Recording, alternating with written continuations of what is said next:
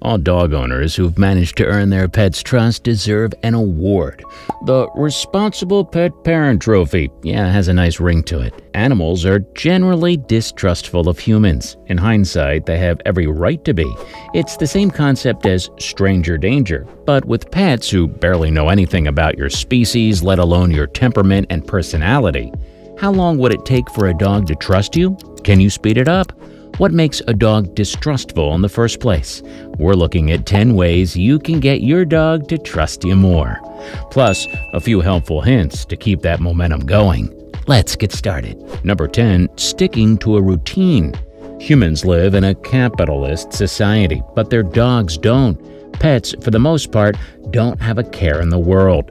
They're free to live their lives without any rent to pay, debt to clear off, or tax adjustments to make. Unfortunately, their pet parents don't enjoy the same luxury. Humans have to go to work, something pets aren't quite thrilled about. When you leave in the morning, your pet gives you those puppy eyes and, in no uncertain terms, makes it clear that they would rather have you stay at home with them all day, but you have to go. Experts believe that most pets that lash out, destroy property, and act indifferent do so when they feel like they've been abandoned. If your pet sees you leaving for work every morning, they'll think you're gone for good. However, if you make it a point to come back by a certain time, no matter what, your pet will understand that you haven't really abandoned them. The alternative would be to sit your dog down and explain the situation to them. There's a bit of a language gap on that one, though. Number 9. Avoid looking them directly into their eyes, in the start at least. Contrary to popular belief, words like woof, bow wow, and bark aren't actually dog words. Dogs don't use these sounds to communicate with you or with one another. They communicate these sounds and actions. There is no set dog language.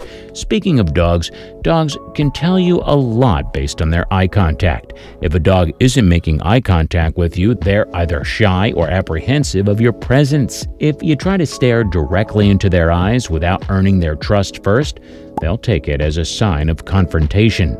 The best thing to do would be to wait for your pet to look into your eyes itself. Interestingly enough, once you've earned their trust, they'll look into your eyes as a sign of affection and to strengthen their bond with you. Number 8. Rewarding their confidence. During your first visit with a dog, they're in a fight or flight state of mind.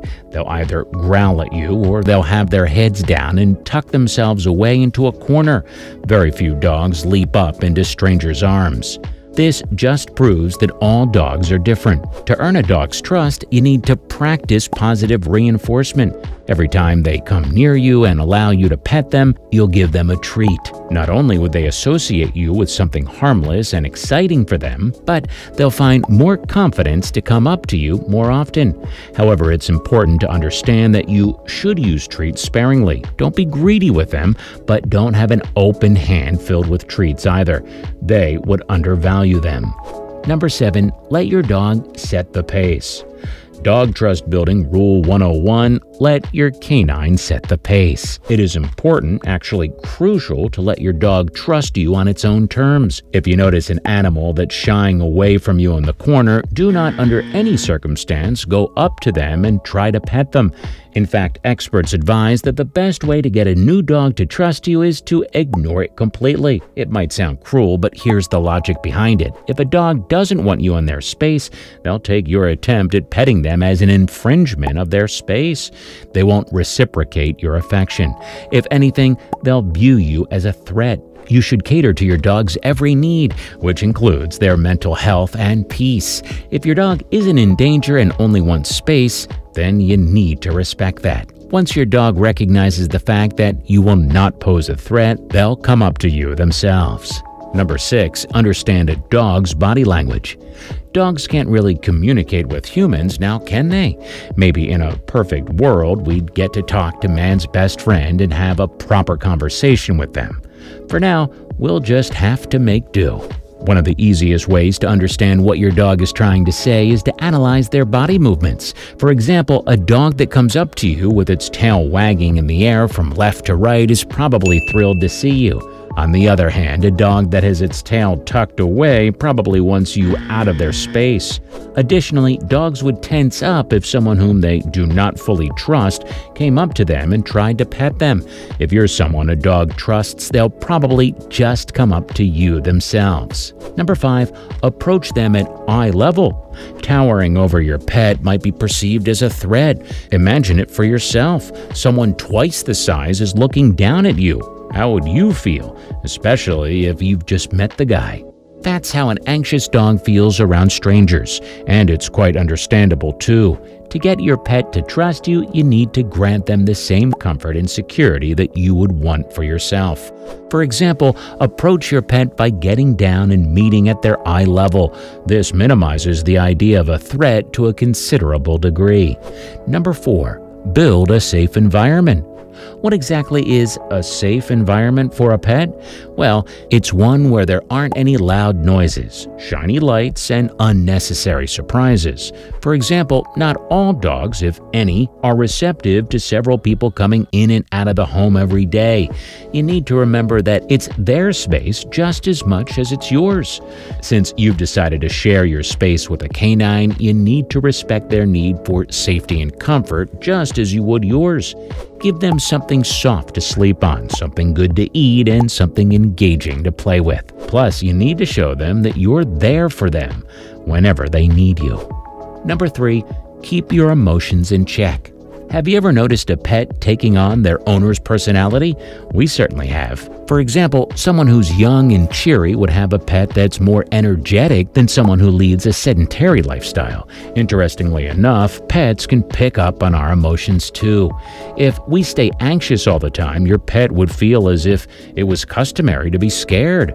They pick up on how you feel. If you're scared and jumpy, they'll feel the need to be scared too. What should you do? Well, you lead by example. You need to be as confident as you want your pet to be. You need to address them in a kind yet stern way. This is all included in how to train your pet. The first rule, actually. Number 2, seek professional help when needed. Don't be afraid to ask professional advice if you feel like the situation is one you cannot control. It's perfectly all right to need help. They're professionals for a reason.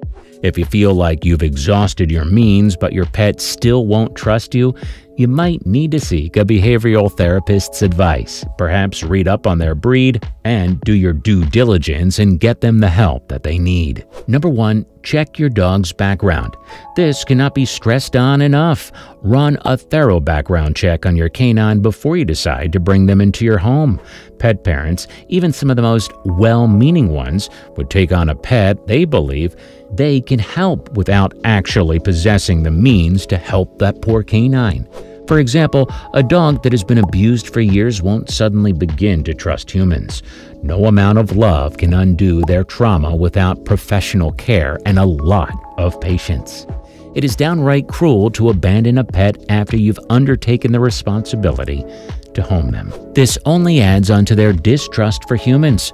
The best thing to do would be to do your due diligence before inviting an animal into your home. Once they're there, it's their home too. Alright, which of these tips helped you get your canine to trust you? Let us know in the comments, and don't forget to like the video, subscribe to Inforama, and we'll see you in the next one.